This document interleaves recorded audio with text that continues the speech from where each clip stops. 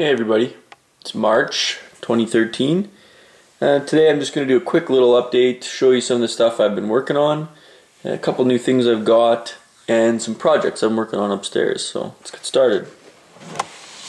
So over here on the layout, not much has changed since the last update. Installed this BLMA dual head left hand signal. Looks pretty sweet. I got the wires going through the bottom of the table. I just need to find out what I'm going to use to make them switch them on and off. I'm not sure. I'd like to get a push button kind of like circuit board with 6 buttons, one for each light, but I'm not really sure where I'm going to find that, so I'm going to have to do some looking around. And I'd like to have the switch for it right below those switches there, so that when I'm sitting here running trains I can switch the different lights on the signal heads on and off. The concrete base for this signal, I made it out of 1/4 inch masonite, I think, or whatever, the same stuff as the road here. It was left over from, they just use it for packing the flooring that I bought for my house, so I just have kept it out in the garage and I take little pieces off it, sand the corners down, paint them gray, and it looks just like concrete. So it's something that's really costs nothing and looks pretty cool. It's easy to make. The ballasting is done. Just need to get probably some dirt or something to put down in the yard. I'm not quite sure what I'm going to do yet. I've been experimenting with paint and kind of making it look like trucks have been turning in and out, but it still has that flat look to it, so I'm going to figure something out for that. Couple of new pieces of rolling stock I got. I picked up these 2 park cars from Via, actually, from Via's website, in the Via shop, online shop, in the collectibles section. These are done by Rapido. I wanted to pick 2 up. They sold out pretty quickly the last time they had Skyline cars, so then they did these parks, so I got the two numbers they had available, which were Banff and Yoho Park.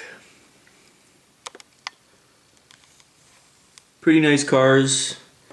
First Via stuff I've ever bought. Kind of pointless for my layout because my turns are so sharp that you can't even really run these. They're too long, they look goofy when they go around the corners, but since they're from Via and they're collectible, I figured I'd pick them up, and someday when I build my next layout that doesn't have gut-wrenching curves like this one does, I will have 2 nice park cars to build a prototypical Canadian with. Got another new loco. I know you're gonna say, hey, that's not new, you've had that one already. I do have this one already, but I'm gonna renumber it. Saw this on eBay. It's another one of those Kobo special Kato with the ESU lock sound, and I got it for a fairly good price. Not anything special, but lower than MSRP. So I'm going to renumber this one to 9815, which is the one of the Christmas AC 4400s. So just check out the sound on this thing.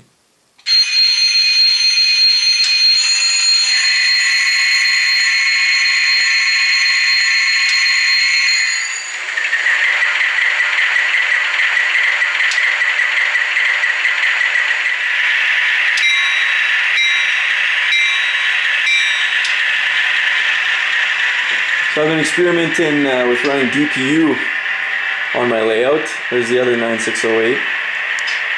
And I'm having kind of mixed results. It only works with 2 identical units like this, and even still you have a few problems. Like sometimes it'll either be pushing too hard and it'll push a car through a turnout if it's just the right angle, or it's pulling too hard and it'll, as one goes up, the other one's not pushing enough, or it sure looks cool though.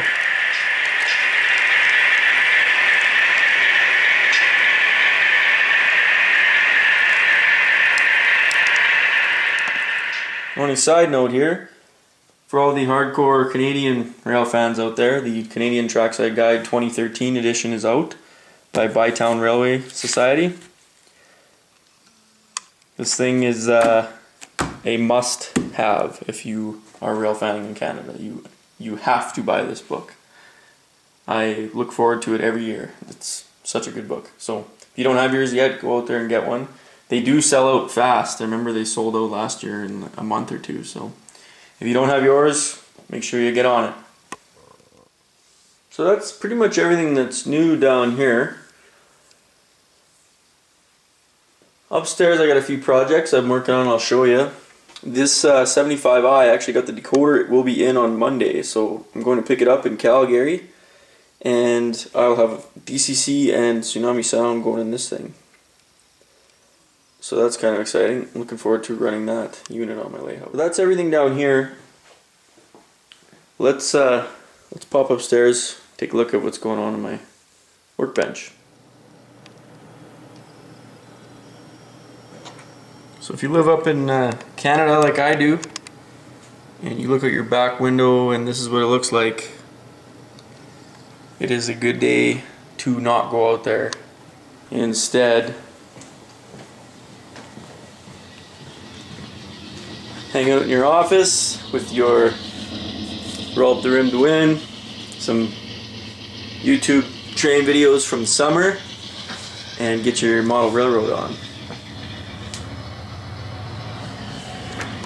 So first thing up here, both of my Kaslo SD60F's are done, ready for paint.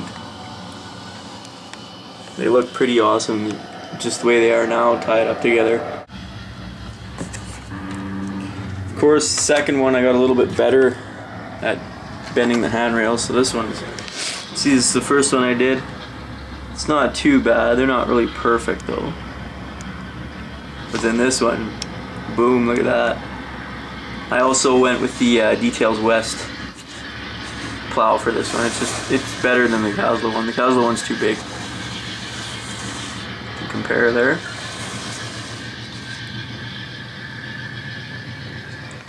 Yeah, sweet unit's gonna look awesome when they're done. Another thing I was working on, I showed you guys last month. It was just stock colors, but I went ahead and painted my Walthers pump jack. You see this kind of orange on pump jack some out here in Alberta, and also painting the black through there because that's what they look like. The counterweights are actually bolted through those arms. So a couple things I got up here are the my IC SD70 and this SD70i. Like I was telling you, I got a decoder on order for the 75i downstairs, so I ordered 3 of them. They're all 710, so these are all the same engine in these locomotives, so these two are also going to get sound. But I'm going to do the 75i first because the details are all done on that one. So all it needs is the decoder and the speaker, and it's good to go. And then I'll probably do this one next because I just got to put the details on it. The 70i. I'm probably going to renumber this one too. I'm not sure yet what I'm going to do for a number on it, but I'll probably renumber it because I already have a 5607. And the IC Death Star, this one's going to get, I have the decals are on order from Microscale, so it's going to be 1008. So that's what I'm working on now. I'm excited to get those ones on the road downstairs, and these two are ready for paint. So one thing I wanted to ask you guys, for you experienced modelers who have and use airbrushes, what kind of an airbrush would you recommend? I'm going to cross the threshold and purchase a airbrush and a compressor and a hood and everything so I can paint these and then start weathering and stuff. So I'm asking you guys out there in YouTube land, what airbrush would you recommend? I really have no idea. I've heard good things about Iwata, and I've heard the compressor doesn't really matter as long as you can get the air, the required air pressure you need. So leave me a comment below and let me know what you guys think. What would you recommend for an airbrush? Alright, thanks a lot for watching, guys.